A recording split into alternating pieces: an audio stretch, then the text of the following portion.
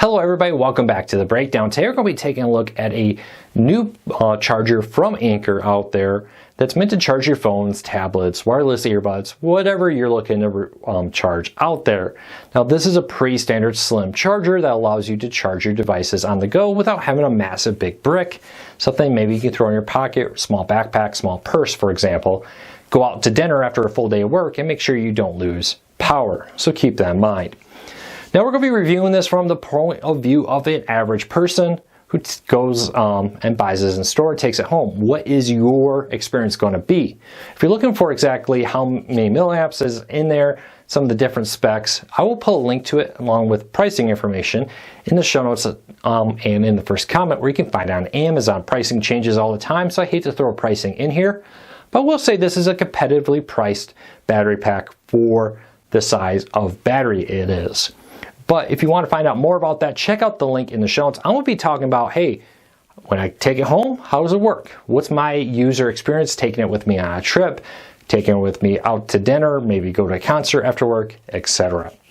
First though, if you're new here, do us a big favor. Help us let YouTube know you enjoy what we do here. Hit that subscribe button, hit that thumbs up. It really does help us because it lets YouTube know you enjoy what we do here. Hopefully we can help you learn something new. By hitting that subscribe button, by hitting that thumbs up, YouTube knows to recommend this video to other people. Alright, so let's talk about the charger right here. It's pretty standard. You do have a battery indicator here, and mine's actually pretty low because I was testing it out to let you know how much battery's left. I'm down in the bottom like 15%. Pretty slim features on that overall. Now the ports on it are pretty straightforward. It does have a, come on focus, a standard USB 3.0 charger here, USB-C, and micro USB. Now the micro USB and the USB-C will charge the device up. The nice thing about that is it doesn't matter if you have a USB-C or a micro USB, you can charge this out there if you find a plug for it. Now the USB-C will charge back, so you can rapid charge from USB-C to your phone or tablet or wireless earbuds out there. Now it is important to remember here that this is a small, slim, compact charger, which means you're not going to get 4 or 5 charges out of it like you would get from one of those big, massive bricks. But you get a much smaller form factor. Most phones will get about 1.5 to 2 charges for this. If you have an iPhone 13 Max or a Pixel 6 Pro, you're probably closer to the 1.5. If you have, for example, a standard iPhone 5 or a standard size iPhone, Pixel 5, Pixel 6 phone out there, you probably get closer to the 2.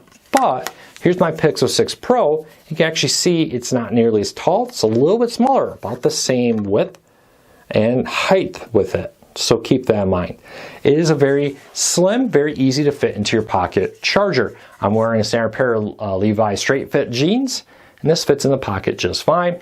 If you want a charger to take with you to a concert, take with you to a dinner or wherever, if you've been out on the road, if you're a busy guy who uses your phone a lot, like I am, you're going to find yourself in a position often where, hey, I worked all day, my phone's down to 40% because I spent 3 hours on the phone and answered a ton of emails or whatever. It's nice to have this. Now I have a lot of very big, thick chargers out there, which are nice.